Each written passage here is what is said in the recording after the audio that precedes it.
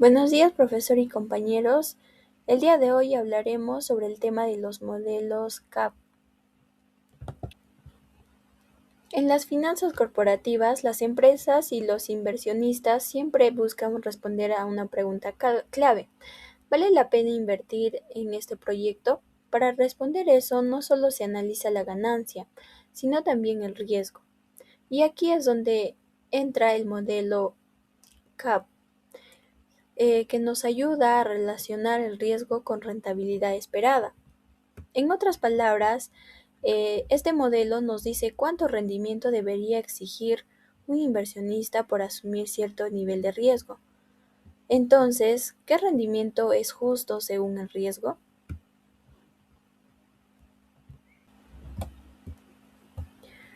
CAP es un modelo financiero que sirve para calcular la rentabilidad que debería tener una inversión. Este modelo se basa en tres elementos importantes. Primero, la tasa libre de riesgo; segundo, el riesgo del activo; y tercero, la prima del riesgo del mercado.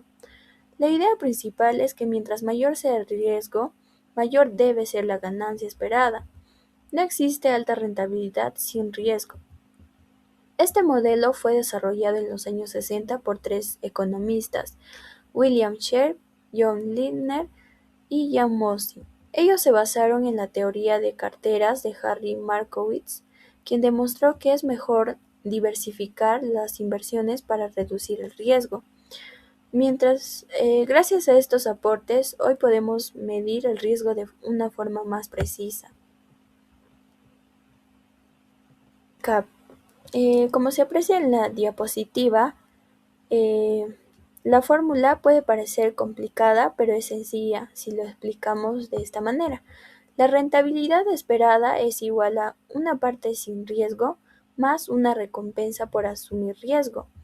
Es decir, mientras más riesgosa es la inversión, mayor debe ser la ganancia esperada.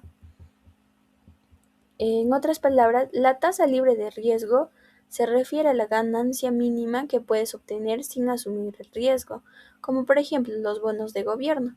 Es lo mínimo que un inversionista aceptaría ganar. Por ejemplo, si el banco o el gobierno te da el 3%, nadie invertiría en algo riesgoso por menos de esto. Por otro lado, el beta mide qué tan riesgosa es una inversión comparada con el mercado. Si beta es 1, se comporta igual que el mercado, pero si es mayor a 1 es más riesgoso; si es menor a 1 es más estable. Por ejemplo, una empresa tecnológica suele tener una beta alto porque sube y baja mucho. Entonces se podría decir que el beta nos dice qué tan inestable es una inversión. Prima de riesgo del mercado. Esto se refiere a la ganancia extra que los inversionistas exigen por asumir riesgo. Por ejemplo, si el mercado gana 10% y lo seguro es 3%, entonces el extra por riesgo es el 7%. Ese 7% es el premio por arriesgarse, por así decirlo. Continuando con lo que es la exposición, abarcamos lo que son los supuestos del CAM, el modelo que se sustenta en varios supuestos teóricos que simplifican lo que son los comportamientos de los mercados financieros, aunque en la práctica algunos de estos supuestos no se cumplen de manera perfecta, son esenciales para entender la lógica de este modelo, empezando con lo que son los inversionistas racionales y adversos al riesgo, pues ellos toman decisiones buscando maximizar su rentabilidad o riqueza entre dos inversiones de igual rendimiento. Elegirán aquella que tiene menos riesgo, y si llegan a aceptar una de mayor riesgo es porque también implica una mayor rentabilidad. Las expectativas homogéneas. Esto quiere decir que todos tienen un acceso a información de manera equitativa, todos pueden interpretar de manera similar o igual y comparten las expectativas sobre los rendimientos futuros, los riesgos asociados y las correlaciones entre activos. Un mercado de capital perfecto. Esto asume que el mercado funciona sin fricciones. Esto significa que no existe costos de transacción, no hay restricciones para comprar o vender activos y los activos son perfectamente divisibles. La ausencia de los impuestos. Las decisiones de inversión no se ven afectadas por impuestos sobre dividendos, intereses o ganancias de capital, así como también tenemos lo que son los préstamos y endeudamiento a la tasa de riesgo, información, información perfecta y gratuita y la implicación de los supuestos, que gracias a estos supuestos el CAMP concluye sobre que el mercado solo recompensa el riesgo sistemático, ya que el riesgo específico puede eliminarse mediante diversificación. Y juntamente con eso llegamos a lo que son los riesgos sistemáticos y no sistemáticos. El riesgo sistemático, que es el riesgo de mercado, es el que afecta a todos los activos del mercado. Surge de factores macroeconómicos, pues impacta a toda la economía o gran parte de ella. No puede eliminarse mediante diversificación y el único riesgo remunerado por el mercado. Por ejemplo, tenemos lo que son la inflación, los cambios de tipo de interés, la recesión económicas, crisis financieras internacionales o la inestabilidad política. Luego, cuando abarcamos los riesgos no sistemáticos, es el riesgo propio de una empresa, pues sector o proyecto en particular que afecta a la empresa o a una industria, pues puede reducirse o eliminarse mediante una diversificación de los activos, no genera una prima adicional de la rentabilidad. Entre ellos tenemos lo que son las huelgas laborales, problemas de gestión, lanzamiento fallido de un producto, escándalos corporativos, la pérdida de clientes importantes, entre otros.